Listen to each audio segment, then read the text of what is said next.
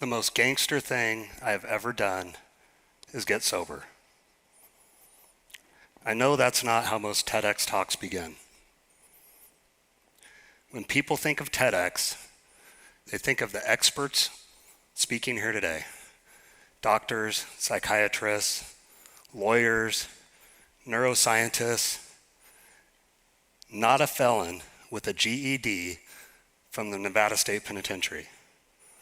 And somehow, here I am on this stage. At 18 years old, just 2 weeks after my birthday, I was arrested and charged with 7 drug-related felonies in the tiny town of Pioche, Nevada. I'd spent most of my youth in juvenile lockup, treatment centers. Prison was just the next stop. I remember the ride on the transport bus from Pioche County Jail to Nevada State Prison. They didn't have enough orange jumpsuits, so they put me back in my court clothes, white dress pants, a purpled collar shirt, shackled my hands and feet. I was surrounded by hardened criminals all chained to their seats. Remember, I had just turned 18. I looked like a kid that was dressed up for church. When we arrived, the guards lined us up under a catwalk, officers holding assault rifles, and for a brief second, I thought they were there to protect me.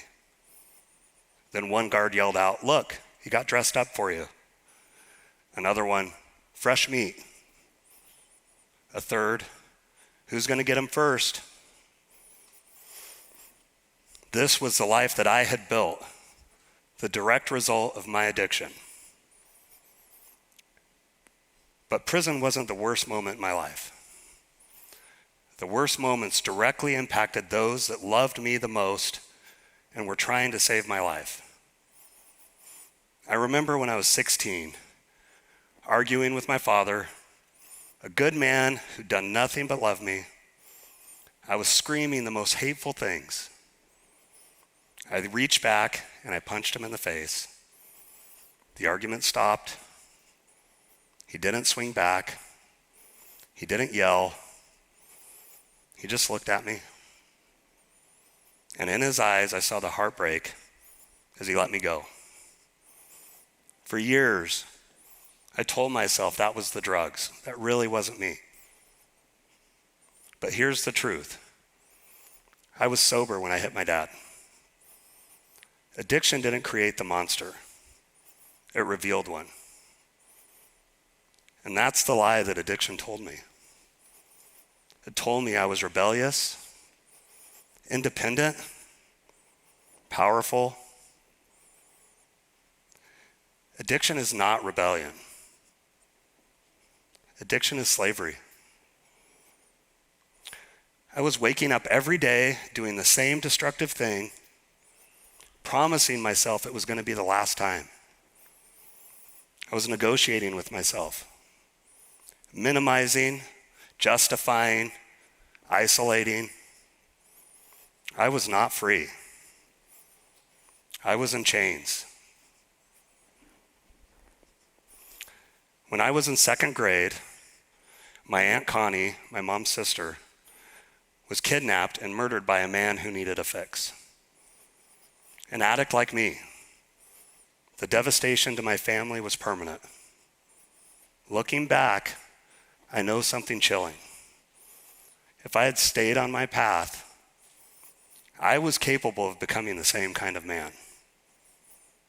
Not because I was high, but because I was willing to destroy anything that stood between me and getting high.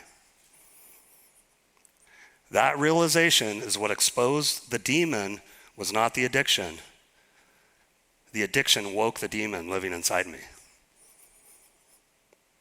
At 19, after being released from prison, I had another chance to be a normal kid. I had a job as a freshman in college, I had support, I had a community of those people in recovery. Man, I was even driving a brand new Ford Ranger. Then an old friend called me up and invited me to a party. I told myself, normal 19-year-olds can have a beer. 3 hours later, I was back in handcuffs, fresh charges, a parole violation, now facing 10 years for violating my parole. And sitting there, something happened that I can only describe as clarity. A voice that was calm and undeniable. You can never drink like a normal person. Over and over again, you can never drink like a normal person. And for the first time in my life, I stopped arguing. I surrendered. Surrender wasn't emotional. It wasn't dramatic. It wasn't spiritual fireworks. It was a decision. I admitted I could not fix myself by myself. I stopped negotiating.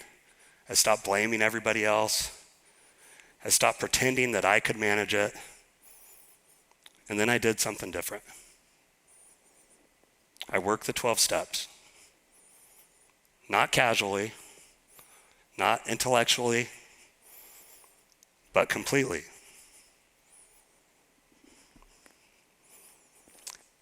The steps did 3 things for me. They forced me to be brutally honest. They made me clean up all the wreckage that I had caused. And they required daily surrender to something greater than my ego. Obsession lives in isolation. Compulsion lives in secrecy. The mechanism of the 12 steps destroyed both. Through that process, something happened I can't fully explain, but I can testify to. The mental obsession was lifted. The craving that once dominated every waking thought was gone. Not because I got stronger, because I surrendered. And along that path, I discovered something I had resisted most of my life. A promise was fulfilled. I had a spiritual experience where I believe God intervened in my life. Not religion, not performance, not rules, a relationship. That same surrender the steps required, faith deepened. I learned I am not God. My ego is not trustworthy. I need guardrails. You can call it a higher power. You can call it consciousness. You can call it truth. But I needed something higher than myself to guide me. And here's the miracle. It's been 29 years. 29 years without a drink. 29 years without a drug. 29 years without any mind-altering chemicals. The miracle isn't just that I stayed sober. The miracle is that I am free. Today, my wife and I share a love that addiction would have destroyed. My children have never seen me drunk or high. That is not self-discipline alone. That is grace. And I still surrender daily because addiction isn't just chemicals. It's ego, pride, selfishness, dishonesty. Sobriety isn't a one-time event. It's daily rebellion against self-destruction.